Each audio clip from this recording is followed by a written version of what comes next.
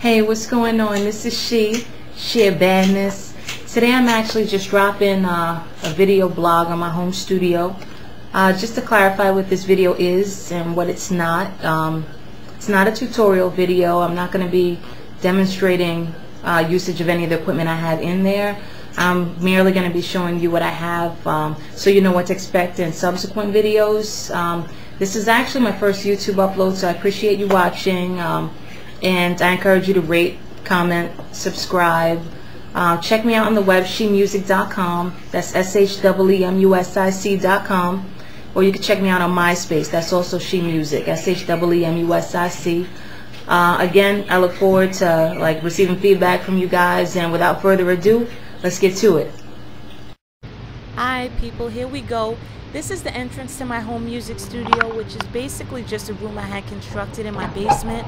We're going to head right in, slide over to the right. This is a Mark Kozov jazz-inspired painting I had done. And over here, these are a dozen of what I regard as some of the best hip-hop CDs ever released. I think I'll do a blog on that. That'll make for an interesting topic. Underneath that, I have a Dell netbook, which I won't elaborate on since I don't use it for music purposes.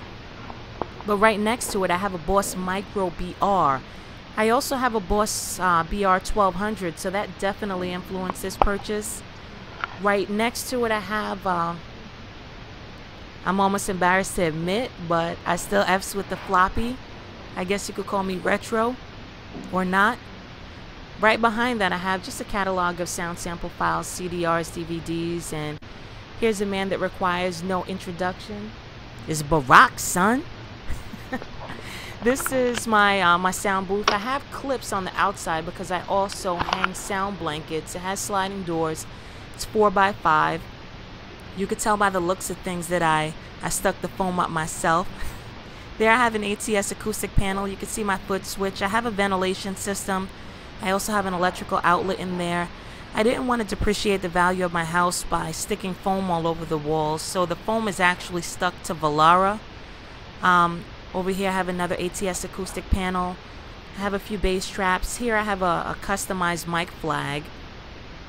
And this is an Auralex expander. I know most people place these things horizontally. I placed mine vertically, and it seems to serve the purpose. The mic is a Groove Tube GT55, not to be confused with the Sterling Audio. On this panel back here, I typically have an LCD, but right now I just have my headphones there, which are Sennheiser HD201. And yes, I'm from Flatbush, so what better way to represent but putting up a street sign. Down here, I have my guitar amp. It's actually a Rogue. The model, I believe it's a CG, what is it? A CG30R. Yeah, it's a CG30R. And over here, I have a Lion by Washburn, which is absolute trash. It's a steel string acoustic guitar, typically one of those you find in department stores. And the playability is just really poor. The first fret is basically out of commission, and it leaves all these indentation marks on my fingers. But in the front, I have my Ibanez, which is an electric guitar, which I love. In the back right here, this is a Barcelona series. It's a Samick, Greg Bennett design, nylon classic. And it's an acoustic electric. Over here I have the booming system, the Sony U45s. And over here I just have a few books, reference DVDs and so forth, and Max for Dummies, the Chord Bible, a couple other music industry books. I like to go into all my projects with a clear head. Here you have a clear head with a crown from the 99-cent store, of course.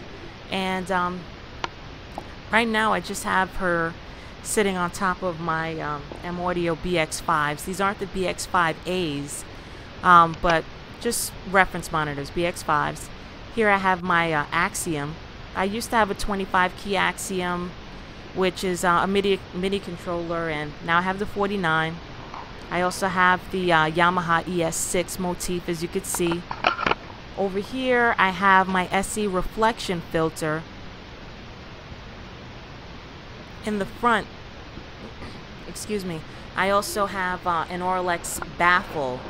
Now, these reflection filters, they're very heavy, and you typically need a really good mic stand to hold on to it. I have it on an on-stage SB96. The mic is an Audio Technica 3035.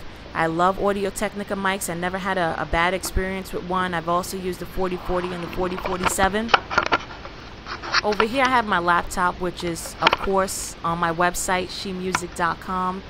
I have ProTools. I also have FL Studio 7 XXL, and I have Cubase 4 LE, which came bundled with my Alesis MultiMix, which is right there on the bottom. Now this is an Alesis MultiMix Firewire 12, and I also have the MBox. That's MBox 2, which I'm sure everyone's familiar with by now. Right next to it I have a Comrex. That's a Nexus. It's an ISDN codec, which I may elaborate on another blog. Right next to it I have the Lacie D2 Quadra, my external hard drive, and here I have my Alesis M1 Actives, which is just another reference monitor, plug and play USB. Here I have an Akai MPD-24. I used to rock out with the MPC 2000 XL, but now I'm just using this MIDI controller in the interim, which I just use to trigger my sound sample files. And here on my dual monitor, of course, I'm on my online boutique. Of course, where else would my monitors be, right? Over here I have my One World Computing. It's Mercury Elite, which is, it's just a second external hard drive that I have. And here's my blue Snowball mic with another customized mic flag. Would you get a look at that? Let me zoom in on that. Now I'm still using the G4, and until it dies on me I'll continue to use it. Now this is my Boss BR1200, and right next to it I have a CME Matrix headphone amp with TalkBack, which allows you to use several headphones, and you can also communicate inside your booth using it. Here I have some Koss headphone clips with some additional headphones, the Koss UR20s and the AKGs. I believe that model is K701. And I know I didn't elaborate, but on my G4 I have Melodyne. I also have Logic 7, and I have Reason 3, which I'll be stuck on until I upgrade my Mac. Here's a Shure SM57, which everyone should have in their studio. Here's just another personal accent and some recording signs that I have, which look pretty cool when they're turned on. And here I have my Roland MV8000, and I absolutely love this thing, and you're gonna see a lot of blogs from me just creating beats on that. Over here, by the way, Pope, I have my Alesis M1 reference monitors. Here I have my Korg KP3, and over here I have my Novation Zio Synth 25, and the mic is actually that's a MXL 990, which is like everyone's first mic. And let me just head over here. I just have my cases, my keyboard case, my guitar cases, and so forth. And down here I just want to show you I have a JK Audio inline patch, which I use typically for voiceover. Here's a caricature that I think looks absolutely nothing like me, but it's cute nonetheless. And that pretty much just wraps it up. I thank you for watching.